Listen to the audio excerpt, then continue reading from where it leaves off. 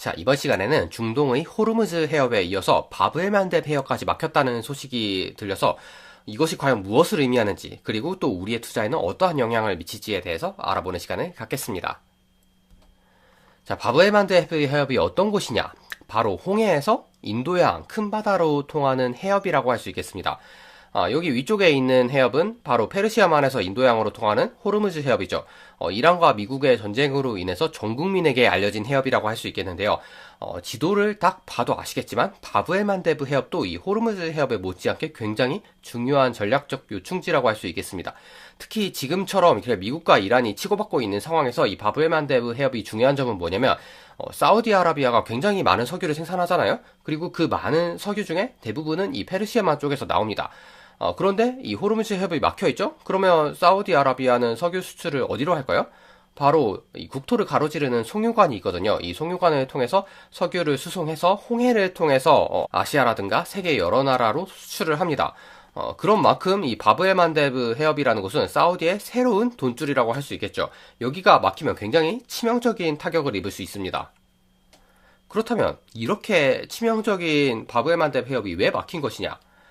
일단 가장 주요한 배경은 바로 미국과 이란의 휴전이 파기되었다는 것이겠죠. 그리고 지금 현재 군사적인 충돌이 계속 일어나고 있기 때문에 이 호르무즈 해협은 물론이고 중동 전체의 정세가 불안해진 상황입니다.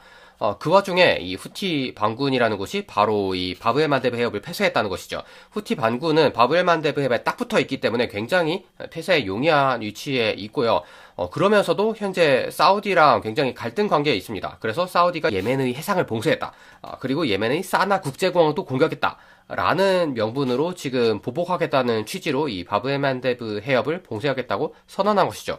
그리고 실리적으로 봤을 때 지금 미국과 사우디가 미국-이란 전쟁에 정신이 팔려 있잖아요. 그렇다면 군사적 역량도 그쪽으로 집중되어 있고 이때다. 바로 우리의 이득을 챙기면서 동시에 우리의 우호관계에 있는 이란도 돕겠다라는 취지로 일석이조의 전략을 채택한 것이다. 이렇게 볼 수 있겠습니다.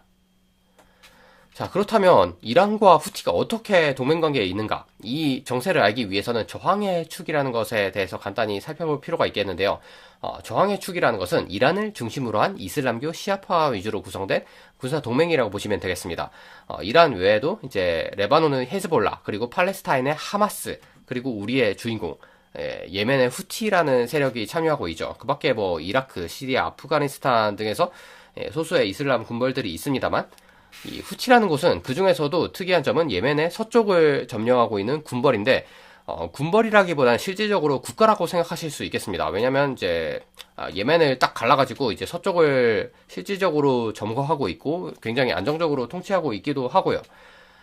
하지만 국가꼴을 갖추고 있다고 해서 막 이 나라의 경제가 잘 굴러가고 그런 것은 아닙니다.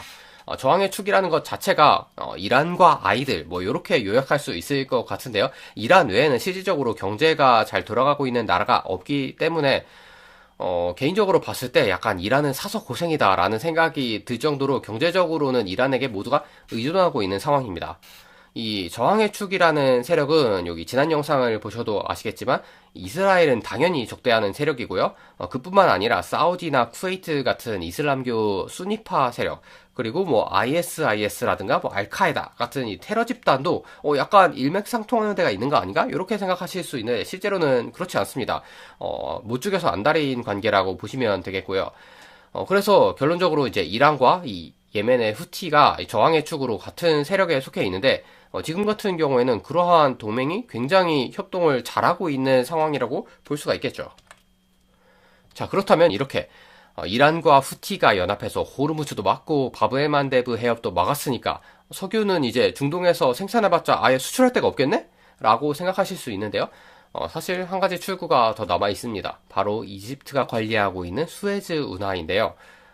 만약에 사우디 같은 데서 석유를 생산했다 칩시다. 그러면 홍해로 배가 나오겠죠? 그러면 수에즈 운하를 통해서 지중해 쪽으로 갈 수 있습니다. 그러면 이제 아프리카를 삥 도는 거죠. 그렇게 해서 뭐 석유가 필요한 곳, 한국, 중국, 일본 같은 아주 대규모 경제를 갖추고 있는 석유 수입국들에게 석유를 수출을 할 수 있는데요. 문제는 이 그림만 봐도 아시겠지만 엄청나게 험난한 여정이죠. 바브엘만뎁 해협 하나 막혔다고 아프리카를 돌아야 하다니 이렇게 된다면 이제 한 달쯤 시간이 더 걸린다 하더라고요. 그러면 그동안에 뭐 선원들 인건비도 있고, 당연히 배가 굴러가는 데 있어서 이제 기름도 더 먹을 것이고, 여러 가지 문제가 생깁니다. 그래도 호르무즈 해협 같은 경우에는 아예 페르시아만이 인도양으로 통할 수 있는 유일한 출구이기 때문에 딱 막기만 해도 석유가 나가지 못하는 점을 고려했을 때 이 홍해는 양쪽으로 출구가 뚫려 있는 것만 해도 어디냐, 굉장히 다행이라는 생각이 들긴 합니다. 자, 그런 점에서 봤을 때 이 바브엘만데브 해협이 막힌다고 해서 뭐 유가가 120달러 이렇게 치솟지는 않겠지만 경제에 분명 타격이 있을 수 있죠. 그렇게 갈등이 심화된다면 주식시장도 당연히 영향을 받을 수밖에 없습니다.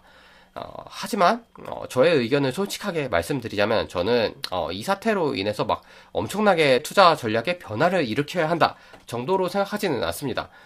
왜냐면 이런 경우에는 이제 해결에 미국의 의지가 중요하다고 할 수 있겠는데요. 일단 미국의 여론이 좋지 않죠. 왜냐면 미군들의 희생만 늘어나고 뭐 이란에 쳐들어가서 딱히 얻은 게 없거든요.